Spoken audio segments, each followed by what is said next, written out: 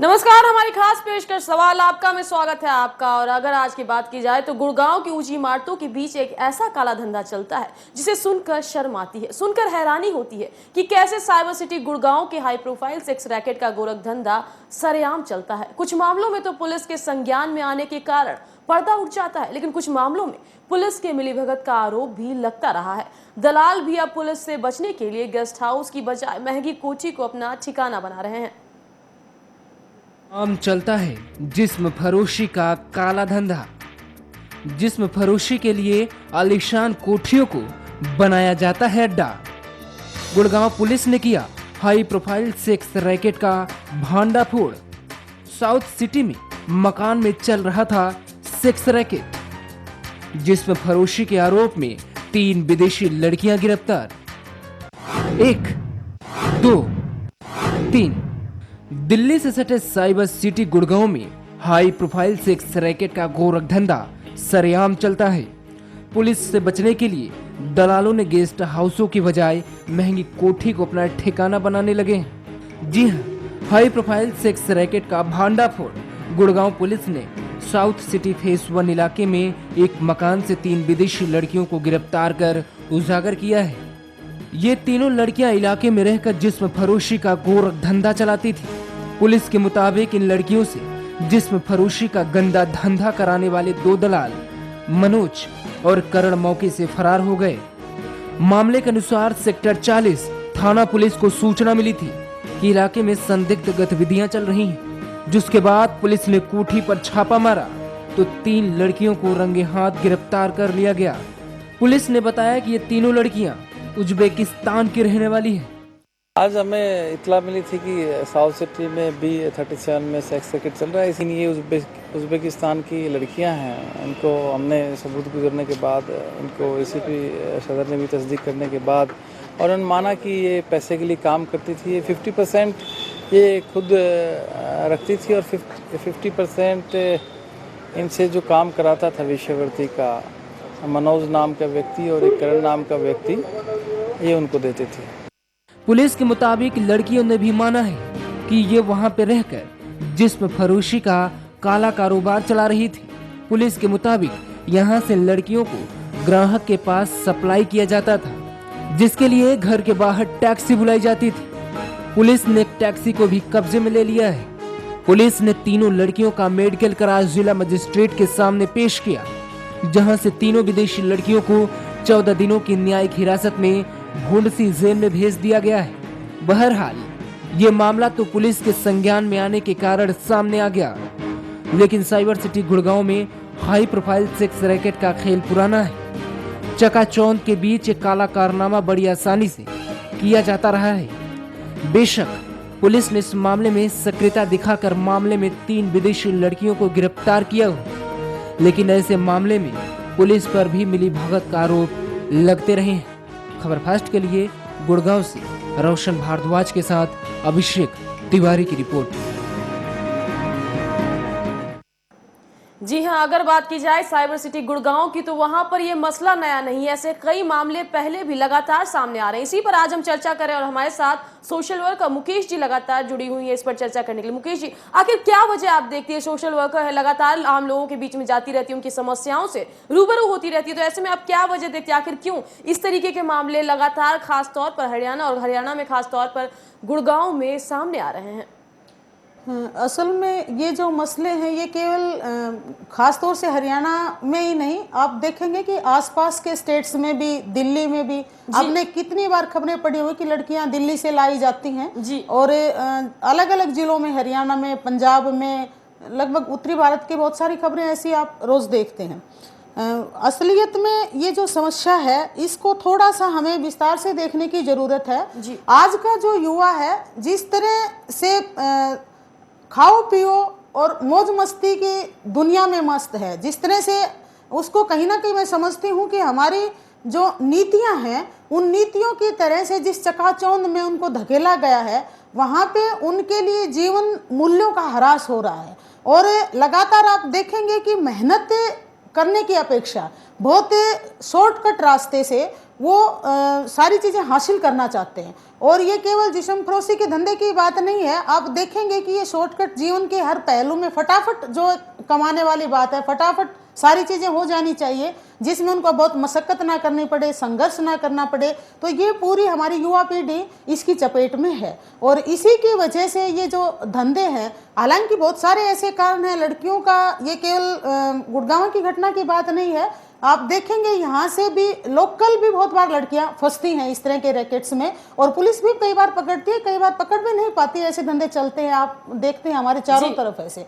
तो इसके पीछे थोड़ा सा हमें गंभीरता से सोचने की बात यह है कि आज जिस तरह की आपको शायद ये उचित भी ना लगे कि बेरोजगारी की जो समस्या है, जो गरीबी है और जिस तरह मीडिया उनके सामने जीवन परोस रहा है, मतलब वो कोई साधारण जीवन जीना नहीं चाहता युवा, वो सारी सुविधाएं लेना चाहता। उपभोक्तावाद का जिस तरह प्रचार प्रसार मीडिया के माध्यम से, बाजारवाद का जिस तरह से प्रभाव है, तो हमारा युवा उसकी चपेट में है और उसमें युवतियां और युवक बहुत ही एक गलत रास्ते की तरफ धकेले जा रहे हैं, जिसपे थोड़ा सा समाज के अगवा लोग हैं, नेता लोग हैं या अधिकारी हैं, उनको थोड़ा बैठ के एक बार सोचने की जरूरत है। जी, वहीं अगर गुड़गांव की खासतौर पर बात करें तो इससे पहले 23 अप्रैल को भी एक मामला सामने आया था जहां पर एक लोकप्रिय मॉल के अंदर मसाज पार्लर, स्पा पार्लर के अंदर सेक्स रैकेट का भांडाफोड़ हुआ था। तो जहां तक मैं आपको मुकेश जी समझ पा रही हूँ, आप कहना चाह रही कि कहीं ना कहीं लड़कियां आज के जमाने में कम समय में ज्यादा पैसा कमाने के चक्कर में इस तरीके के धंधे में फंसती चली जाती हैं।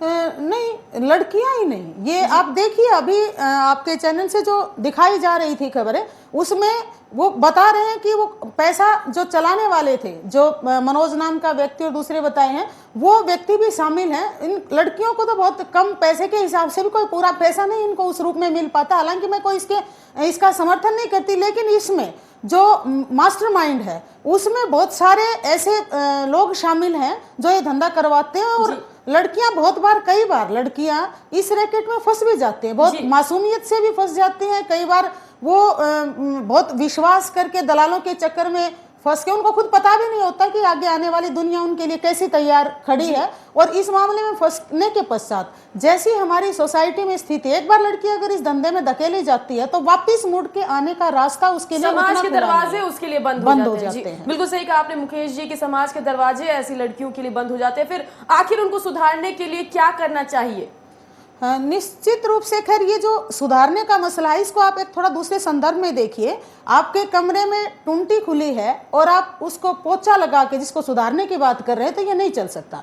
थोड़ा सा गहराई से आप देखेंगे कि किस तरह से आप जो जीवन मूल्य बनाते हैं, युवा के बचपन से लेके जो जीवन मूल्य बनाते हैं वो हमारे बदल रहे हैं जी। वो वैसे ही नहीं है जो पहले होते थे जी। मैं केवल नैतिक मूल्यों की बात नहीं करना चाहूंगी। आप देखिए सबके घर में टीवी है और मीडिया के माध्यम से जो परोसा जा रहा है, आप देखिए बहुत छोटी सी एक बात है कि विज्ञापन आता है और इत्र का विज्ञापन है तो कैसे ऐसे चींटियों की तरह लड़कियां उस स्मेल के पीछे चिपटते हुए दिखाई देते हैं। आपको गोरा होना है सुंदरता के लिए, आपको डेट पे जाना है, और ये जो हमारी कोई ऐसी संस्कृति नहीं रही डेट वाली, लेकिन इसके पश्चात भी आप देखिए खुलेआम ऐसे ऐड, मतलब पहले तो प्रोग्राम देखने के लिए भी लगता था कि पूरा परिवार नहीं बैठ के देख सकता, अब तो विज्ञापन भी पूरा परिवार बैठ के नहीं देख सकता। हम युवाओं को जैसा रास्ता दिखाएंगे उसके लिए वो वही उनको रास्ता दिखाई देगा। आप देखिए, मैं खासतौर से हरियाणा की कल्चर के बारे में एक बात कहना चाहूँगी। आज से आप 20 साल पहले की अगर बात करेंगे तो कहीं ना कहीं युवा और युवतियों में एक संवाद भी था, वो हमारी कल्चर के माध्यम से। आप देखिए सांझी का त्योहार है, सांझी डलती थी, लड़कियां सांझी बहाती थी जोड़ में और लड़के उसको रोकते थे। मतलब युवाओं की जो एनर्जी है वो, चाहे फागुन के गीत हैं, लड़कियों की कुश्तियां, कबड्डी का खेल होता था, कबड्डी का खेल होता था, या ऐसे ऐसे बहुत सारे त्योहार होते थे जिसमें लड़के और लड़कियां कहीं ना कहीं शामिल होते थे, एक संवाद होता था। घर परिवारों में भी, शादी में वो गीत गाती थी ऐसे त्योहारों की, वो एक्सप्रेशन गायब है। जी। वो लड़कों के लिए भी गायब है, वो लड़कियों के लिए भी गायब है। या तो आप बिल्कुल बच्चों को बंद करके सुरक्षित रखना चाहते हैं, जो हो नहीं सकता, कहीं संभव नहीं मुकेश जी है। ऐसी इसके पीछे ये वजह तो नहीं है कि लड़कियां आजकल खुद को बाहर या लड़कों के बीच इतनी सुरक्षित महसूस नहीं करती कि वो उनके साथ संवाद को ही अवॉइड करती है, अगर देखा जाए तो? बिल्कुल बिल्कुल सही बात है आपकी, लेकिन मैं ये कह रही हूँ कि हमारे बुद्धिजीवी वर्ग को, हमारे समाज के अगवा वर्ग को एक संतुलित व्यवहार बनाने के लिए, युवाओं के बीच में संवाद बनाने के लिए, एक बेहतर नागरिक बनाने के लिए इसके कोई ना कोई तरीके जरूर खोजने होंगे। आज की स्थिति में जो युवा है, हम खैर इसके आधार पर ये नहीं कह सकते कि सारे युवा ऐसे होते हैं, लेकिन जिस तरह की घटनाएं घट रही है उसमें केवल लड़कियां ही नहीं, लड़कियों के पेरेंट्स भी बहुत ज्यादा चिंतित हैं। जी। ट्यूशन पे लड़की जाती है, वो सुरक्षित आ जाएगी नहीं आ जाएगी, कॉलेज में पढ़ने के लिए जाती है, बहुत ऐसे कलेजा धड़क धड़क करता है घटनाएं सुन के। लेकिन इसके साथ साथ बहुत एक बड़ी घटनाएं ये भी है कि गांव में भी, मतलब पहले गांव में लड़की उतनी असुरक्षा नहीं महसूस करती थी, विद्यालय में आते हुए जो उसके गांव के बीच में है या गांव के किनारे पे है, वहां आने में भी लड़कियां खुद को सुरक्षित महसूस नहीं करती। और मैं पूरी तौर से ये नहीं समझती कि केवल इसके लिए युवा जिम्मेदार है या युवा इस तरह की हरकतें कर रहे हैं। हमने युवाओं को भी, युवा भी हमारे इसी समाज का, लड़के हमारे इसी समाज का हिस्सा है, कोई अलग काट के आप लड़के और लड़कियों को नहीं कर सकते। सामूहिक रूप से हमें समाज को आगे लेके जाना है, इसलिए लड़कों के साथ भी संवाद की जरूरत है। अब देखिए हमारे मेले ठेले होते थे जिसमें लड़के भी शामिल होते थे, मतलब सारे थी, सुरक्षित भी होती थी, लड़कियां जाती थी खूब। और बहुत सारे ऐसे जो तीज त्योहार हमारी परंपराएं हमने छोड़ दी, और केवल खासतौर से या तो टीवी देखो घर में, और टीवी में चाहे जिस भी तरह की कोई उस पे खुल के परिवार में बहस नहीं, खुल के परिवार में बहस क्या, वो देखने की स्थिति में ही नहीं होते। तो ये जो चल रहा है युवाओं के जीवन पे, इसका बहुत गहरा प्रभाव है। और साथ ही साथ बेरोजगारी की समस्या है, और हरियाणा में जो घटता लिंगानुपात है, आप देखिए किसी भी गांव में जाके, एक भी गांव हरियाणा में आपको ऐसा नहीं मिलेगा जहां से बाहर से दुल्हने नहीं लेके आते, खरीद के लेके आते हैं। और इसके ये भी एक बड़ी समस्या है। इसी बीच एक कॉलर अमित दिल्ली से हमारे साथ जुड़ गए हैं। अमित, आज के इस मसले पर क्या सवाल है आपका? सवाल है हमारा, वो मुकेश जो सामाजिक कार्यकर्ता टीवी पे आपके बैठी हैं जी, हाँ पूछिए, क्या सवाल है आपका? जैसे सामाजिक मुद्दे पे जो है वो कार्यकर्ता जो होते हैं सामाजिक, वो बड़े चढ़ बढ़कर हिस्सा लेते हैं जी। लेकिन इस मसले पे सामाजिक कार्यकर्ता क्यों चढ़ बढ़कर हिस्सा नहीं लेते, क्यों वो आगे नहीं आते हैं? क्योंकि ये समाज की एक ऐसी कुरीतियां हैं जो समाज को अंदर ही अंदर गंदा करती हैं। तो क्या सामाजिक कार्यकर्ता भी इसके लिए जिम्मेदार है? जी, एक अहम सवाल पूछा। मैं सवाल भी आपका ठीक से अगर बात की जाए तो मैं समझ नहीं पाई, क्या सवाल क्या था, एक बार फिर से आप दोहराएं। मैं ये कहना चाहता हूँ कि जैसे दूसरे मसलों पे जो सामाजिक कार्यकर्ता होते हैं वो बड़े चढ़ बढ़कर हिस्सा लेते हैं, लेकिन इस मसले पे जो इतना गंभीर है, जो इतना बहुत ज्यादा नासूर की तरह समाज में फैला हुआ है, इस मसले पे सामाजिक कार्यकर्ता आगे क्यों नहीं आते हैं? क्या इसके जिम्मेदार सामाजिक कार्यकर्ता भी हैं? जी, अमित दर्शक हमारे जुड़े हुए थे दिल्ली से, और मुकेश जी आपसे सवाल पूछना चाह रहे थे कि बाकी हर मसले पर तो सामाजिक कार्यकर्ता एग्रेसिव होकर फ्रंट से लोगों को सुधारने की कोशिश करते हैं, लेकिन जब बात इस मसले की आती है तो कोई फ्रंट से नहीं आता है। तो अब पता नहीं उनका सवाल कितना सही है कितना गलत है, इस पर आप क्या कहना चाहेंगी? हाँ, अमित जी ने असल में सवाल जो कहा वो कहा कि क्या इसके लिए सामाजिक कार्यकर्ता जिम्मेदार नहीं। अमित जी, मैं ये कहना चाहूंगी आपसे कि ये मसला आप देखिए, सोसाइटी के निर्माण में सामाजिक कार्यकर्ता उतनी तादाद में नहीं है जितनी हमारी जनसंख्या है। आज की जो आपाधापी का युग है, उपभोक्ता युग है। आप देखिए आज से 20 साल के दौर में स्वेच्छा से काम करने वाले लोग बहुत होते थे, सामाजिक काम करते थे, जिनको हम सामाजिक कार्यकर्ता कहते भी नहीं थे। गांव के स्तर पे भी मिलते थे, कस्बे मोहल्ले हर जगह मिल जाते थे। आज वो स्थितियां बदल रही हैं। ऐसे लोग बहुत कम हैं जो इस तरह के मुद्दों पे अपना काम करते हैं और लोगों को बातचीत में ढालते हैं। एक तो इस काम के लिए सामाजिक कार्यकर्ता कोई अलग से उतर के नहीं आता, हम सब सामाजिक कार्यकर्ता, ये हमारी साझी समस्या है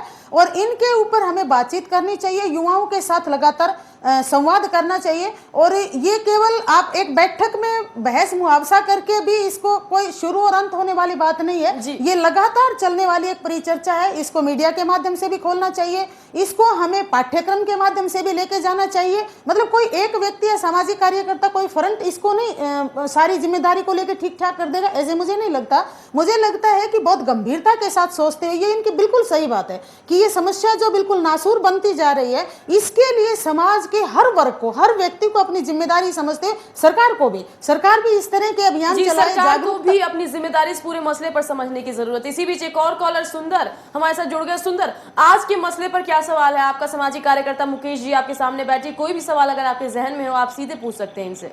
मैं तो उस बहन से सहमत हूँ जो अभी वो कह रही थी कि हर आदमी को जवाबदारी लेना पड़ेगा। जी हाँ, मैं भी वही कहना चाह रहा था कि इसमें जो लड़के लड़कियां हैं इनके माँ बाप की भी जिम्मेदारी बनती है ना। जी। बच्चों सुंदर को तो दर्शक वैसे- गोहाना से हमारे साथ जुड़े हुए थे और अगर इनके सवाल पे मैं गौर करूं तो इन्हें ऐसा लगता है कि इस पूरे मसले पर लड़के या लड़की के माँ बाप की भी कुछ जिम्मेदारी बनती है। इस पर आप क्या कहेंगे? निश्चित रूप से सही बात है, माँ बाप की भी जिम्मेदारी बनती है, परिवारों की भी जिम्मेदारी बनती है। हम जहाँ भी रहते हैं हमारे आसपास के वातावरण, मैं कहना चाहती हूँ कि बतौर पड़ोसी भी अपनी जिम्मेदारी बनती है। और ये जिस तरह की गंभीर समस्या है इस पे माँ बाप की जिम्मेदारी और ज्यादा प्राथमिकता के स्तर पे बनती है। लेकिन इसके साथ साथ मैं एक बात कहना चाहती हूँ अपने दर्शकों को। अब देखिए, हमें एक चीज पे विचार करना होगा। हमारे यहाँ पे जिस तरह से पालन पोषण हो रहा है बच्चों का, घर के स्तर पे भी जो पालन पोषण हो रहा है लड़के लड़कियों का, आप देखिए कि हरियाणा में खास तौर से एक बहुत ही थोड़ा सा किशोर अवस्था में जो ही बच्चा आता है तो वो समझने की अपेक्षा, एक दूसरे से संवाद की अपेक्षा, वो परिवारों में हो पड़ोस के हिसाब से हो, वो ना बहुत अलग अलग बात नहीं करनी इस पे उतर आते हैं परिवार के लोग भी, जिनको बहुत समझदारी मानते हैं। मैं समझती हूँ कि ये बहुत समझदारी नहीं है। माँ बाप को एक दूसरे जी को इसी बीच एक कॉलर हमारे साथ नवीन कैसर से हमारे साथ जुड़ गए। नवीन, क्या सवाल है आपका? नवीन, क्या आपको हमारी आवाज मिल पा रही है? लगता है जी, सवाल क्या है आपका Naveen? Good evening ma'am. Good evening. क्या सवाल पूछना चाहते हैं आप? मुकेश सामाजिक कार्यकर्ता हमारे साथ लगातार जुड़ी हुई हैं। यस मैम, मेरे को आवाज आ रही है मैम। जी बोलिए। मैम मैं ये कहना चाहता हूँ कि जो मैम जी मैम मैं ये कहना चाहता हूँ कि जो ये मतलब सेक्स रैकेट का काम चलता है मैम, इसमें कुछ हद तक जो लड़कियां अपने जो शौक पूरा करनी चाहती हैं, ऐसी भी इसमें महिलाएं लड़कियां शामिल होती हैं जो कॉलेज में पढ़ती हैं और अपने जो उनके खर्चे होते हैं बहुत अधिक होते हैं और वो उसके कारण भी इन खर्चों में शामिल होती हैं, इन कामों में शामिल होती हैं। जी, अगर नवीन के सवाल को मैं जितना समझ पाई हूँ ये सवाल करना चाहते हैं कि कहीं इस वजह से तो लड़कियां उनके शौक ज्यादा, इस वजह से तो इस तरीके के धंधों में ज्यादा लिप्त तो नहीं हो रही हैं। असल में कुछ हद तक इनका सवाल भी ठीक है। मैं जो आपको कह रही थी कि जो उपभोक्तावाद का दौर है उसमें जाहिर है कि लड़कियों पे भी प्रभाव इसी पड़ बीच रहा एक है। और कॉलर हमारे रोहतक से नरेश हमारे साथ जुड़ गए हैं। नरेश, क्या सवाल है आपका? मैं ये समझता हूँ ये काफी अच्छा विषय आपने उठाया है और ये जो सामाजिक कार्यकर्ता है इन्होंने काफी गहरी बात कही है कि उपभोक्तावाद और जिस तरह की अश्लीलता परोसी जा रही है वो बहुत ही चिंताजनक स्थिति में है आज। मैं ये भी सोचता हूँ कि क्या आप ये बताएंगे कि आर्थिक कारण भी हैं, कहीं ना कहीं बेरोजगारी है, समाज में काम नहीं है और पूरी गैंग बन गए हैं हमारे हरियाणा में। वो इस तरीके से निशाना बना के महिलाओं को, लड़कियों को वो इस तरह के कामों में धकेलते हैं, जिसके ऊपर ये जरूरत है कि हमारा पूरा समाज मिलजुल के इस पूरी समस्या से निपटे। उसमें तमाम सारी संस्थाएं, तमाम सारी सरकार की वो जिम्मेदार जो इंस्टीट्यूशंस हैं वो भी इसमें शामिल होके और ये पूरे गहराई से कैंपेन करते हुए समाज सुधार के तमाम मुद्दों को जनता के विषय बनाए हरियाणा में। नरेश की अगर बात की जाए तो बहुत जमीनी सवाल उन्होंने पूछा। उन्होंने कहा है कि कई ऐसे रीजंस हैं जिस वजह से इस तरह की घटनाक्रम लगातार सामने आ रही है। क्या कहेंगे मुकेश जी आप? असल में आर्थिक कारण की जिस तरह वो कह रहे हैं वो सही बात है। इसके पीछे बहुत आर्थिक कारण भी हैं और ये केवल हमारे दिमाग में एक जो छवि बन गई है ना, खासतौर से चित्र देख के यूँ लगने लग जाता है कि बहुत युवा लड़कियां। सच्चाई ये है कि सेक्स रैकेट में आप लोकल स्तर पे भी बात करें, अंदर जाके समाज में बात करें तो बहुत ऐसी गरीबी की वजह से महिलाएं भी फंसी हुई होती हैं। आर्थिक कारण है। मुझे ये लगता है कि हमारे यहाँ पे युवाओं को भी अगर ठीक ठाक रोजगार की स्थिति हो और ऐसी महिलाएं जिनको बहुत सारी महिलाओं को अकेले परिवार चलाना पड़ता है, बच्चों का पालन पोषण करना पड़ता है, उनके पास रोजगार की स्थिति कोई बहुत बेहतर स्थिति नहीं है, तो इस वजह से भी महिलाएं इस रैकेट का हिस्सा बन जाती हैं। इस चर्चा में लगातार आप 20 साल पहले के उस दौर और अब के दौर की आप चर्चा कर रहे हैं लगातार, तो क्या आपको क्या लगता है कि 20 साल में ऐसा क्या फर्क आ गया जिस वजह से इस तरह के घटनाक्रम इस तरीके से इतने बड़े मात्रा में प्रकाश में आ रहे हैं, या फिर कहीं ना कहीं मीडिया का या न्यूज चैनल्स का योगदान योगदान है इसमें कि इस तरह की घटनाक्रम लगातार सामने आ रही है? मैं ऐसा समझती हूँ कि केवल नहीं कह सकते हम कि मीडिया का योगदान है। आप देखिए, नई आर्थिक औद्योगिक नीतियों के पश्चात हमारे टोटल समाज के ऊपर बहुत ज्यादा प्रभाव पड़ रहा है। ये जो खाओ पियो की संस्कृति है, यूज एंड थ्रो की संस्कृति, आप थोड़ा सा अगर देखेंगे तो आप देखिए गैंग रेप बढ़ रहे हैं अपने हरियाणा के समाज में। ऐसा 20 साल पहले नहीं होता था, आपने कभी एक भी केस नहीं सुना होगा। और बिल्कुल अमानवीयता के स्तर पे 12-13 के मतलब रोज ऐसी घटनाएं आपके सामने आ रही हैं। जी, इसी बीच एक कॉलर, आपसे इस सवाल का जवाब मैं लूंगी, लेकिन इसी बीच एक कॉलर अनिल अम्बाला से हमारे साथ जुड़ गए। अनिल, क्या सवाल है आपका? अब मेरा सवाल ये है कि जिस प्रकार से ये कार्यकर्ता बात कर रही हैं मुकेश जी, इनका बहुत अच्छा स्टेप है। और मेरा मानना ये है कि जो माँ बाप अपने बच्चों को पढ़ने के लिए बाहर हॉस्टल में भेजते हैं, खासतौर पर लड़कियों को, उनको उनके ऊपर वॉच रखना चाहिए, वार्डन के साथ उनका टाई अप होना चाहिए, ताकि किसी भी समय गलती से लड़कियां बाहर ना निकलें। और जिससे कि अनिल, दर्शक हमारे साथ जुड़े हुए थे अम्बाला से, और अगर इनके सवाल पे गौर किया जाए तो इनका कहना है कि कहीं ना कहीं जो लड़कियां बाहर पढ़ने के लिए रहती हैं उन पर प्रॉपर नजर रखनी चाहिए, उनके पेरेंट्स को, वो कहाँ जा रही हैं, कहाँ आ रही हैं, इन चीजों पर भी नजर रखना चाहिए। इस पर आप क्या कहेंगे मुकेश जी? मैं ये कहना चाहती हूँ कि ये तो रख ही रहे हैं, केवल पेरेंट्स नहीं, वार्डन के भी वो बात कर रहे थे। मैं ये कहना चाहती हूँ कि हॉस्टल में भी इन विषयों के ऊपर खुल के बात की जानी चाहिए। जी, बात तो करनी चाहिए, लेकिन एक मसला मैं आपको बताऊंगी 23 अप्रैल का है, जहां पर पीजी के अंदर सेक्स रैकेट चल रहा था। पीजी मतलब पेइंग गेस्ट जो चलन है दिल्ली के अंदर, अगर बात की जाए गुड़गांव के अंदर, गुड़गांव का ये मामला आपको मैं बता रही हूँ, जहां पर एक पीजी के अंदर यानी कि गर्ल्स हॉस्टल के अंदर लगभग सिमिलर माहौल होता है दोनों जगहों पर, वहां पर सेक्स रैकेट का धंधा चल रहा था। और अगर की जाए तो 20 से 25 साल की 5 महिलाओं को वहां से गिरफ्तार किया गया। बहुत पुरानी बात नहीं बता रही हूँ, 23 अप्रैल की बात मैं आपको बता रही हूँ। ठीक है ये, लेकिन यहाँ तो जो हॉस्टल की बात कर रहे थे ना, अम्बाला से जो दर्शक अपने कह रहे थे, वो अलग मसला है, ये बिल्कुल अलग मसला है। पीजी की जो आप बातचीत करें, जहाँ से 5 महिलाओं को पकड़ा गया, वो पीजी चलिए इस काम के लिए रहा होगा, ये तो बिल्कुल एक सोची समझी। अब भी गुड़गांव की भी जो बात कर रहे थे कि वो कोठियां लेके ऐसे धंधे करे, तो धंधे करने वाले लोग हैं, वो इस तरह की महिलाओं को कहीं भी आप पीजी के रूप में कर सकते हैं, आप कोई कोठी कुछ भी नाम देते हैं अपने बिजनेस को चलाने के लिए। इसी बीच एक कॉलर राजेश रेवाड़ी से हमारे साथ जुड़ गए। राजेश, क्या सवाल है आपका? नमस्कार जी। क्या सवाल है आपका राजेश जी? मैं तो जी ये कह रहा हूँ कि माँ बाप का ये दायित्व बनता है कि अपने बच्चों को पढ़ने के लिए अगर वो भेजता है तो उसकी जिम्मेदारी बनती है तो बच्चे को वो जहाँ भी जाते हैं उसकी थोड़ी बहुत महीने में 2 महीने में सलाह रहते रहे। दूसरी बात ये है कि आप इस मुद्दे को आज उठा रहे हैं, इतने गंदे गंदे गानों के नाम चलाया जाता है, इतनी गंदी फिल्मों को बनाया जाता है, क्या आप वो टाइम इस मुद्दे क्यों नहीं उठाते? जी, अहम सवाल उठाया राजेश जी ने। अगर बात की जाए तो उनका कहना है कि कहीं ना कहीं हम इस मसले को तो उठा रहे हैं, लेकिन जो मीडिया में या फिर आप कहें कि टीवी फिल्मों में अश्लील चीजें परोसी जा रही है, उन पर हम क्यों नहीं कुछ बोलते हैं। इसके अलावा एक और सवाल मुकेश जी मैं अपनी तरफ से मैं आपसे पूछना चाहूंगी कि अगर देखा जाए तो इस तरीके के मामले लगातार सामने आते हैं, और अगर इतने कॉलर्स हमारे पास आ रहे हैं, लेकिन कोई भी कॉलर ऐसा नहीं है जो कि ये कह रहा हो कि हम अपने बेटों पर भी हमें नजर रखनी चाहिए कि वो कहाँ जा रहा है, कहाँ से आ रहा है, वो क्या करता है, जब सुबह निकल कर शाम को घर आता है, कई बार वो ड्रंक होता है, तो वो क्या करके आए, कैसे उसके दोस्त हैं, वो लड़कियों को बाहर निकल कर फफ्तियां तो नहीं कसता। ये सवाल मैं आपसे पूछना चाहूंगी। मैं अभी यही कहने वाली थी कि केवल हम लड़कियों को बिल्कुल कंट्रोल करने वाली स्थिति में होते हैं, चाहे पेरेंट्स के हिसाब से या वार्डन के हिसाब से। इस सवाल का जवाब लूंगी, लेकिन इसी बीच एक कॉलर दीपक गुड़गांव से हमारे साथ जुड़ गए। दीपक, क्या सवाल है आपका? हाँ जी मैडम, सवाल ये है, ये लड़कियों या लड़कों की बात नहीं है, ये हमारे टीवी पे या हमारे समाज में जो दक्षिण की जो सभ्यता चल रही है ना, ये जो लड़कियां दिखाते हैं दक्षिण की फिल्में टीवी दिखा रहे, सब पर असर पड़ रहा है मैडम ये।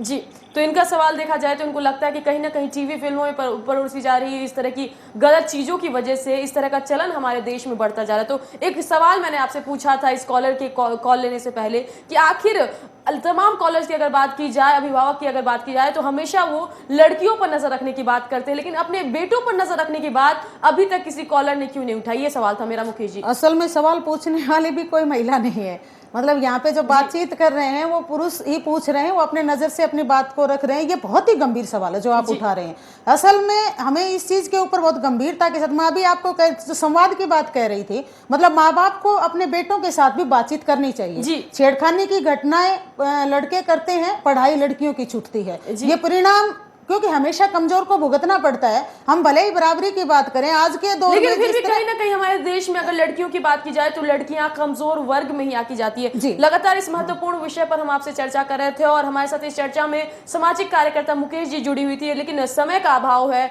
लेकिन इस तरीके के मुद्दे लगातार हम अपने प्रोग्राम से उठाते रहेंगे। लेकिन फिलहाल इस चर्चा में जुड़ने के लिए मुकेश जी आपका बहुत बहुत धन्यवाद। तो आपको बता दें कि लगातार गुड़गांव में या हरियाणा में लगातार ऐसे मामले सामने आ रहे हैं जहां पर जिस्म फरोशी के काले कारोबार में लिप्त लड़कियों को पुलिस के द्वारा पकड़ा जाता है। लेकिन अहम सवाल यह है कि आखिर क्यों इस तरीके के मामले इतने ज्यादा तादाद में बढ़ते जाते हैं। आपका सवाल में आज के लिए इतना ही, लेकिन देश और दुनिया की तमाम बड़ी खबर के लिए देखते रहिए खबर फास्ट।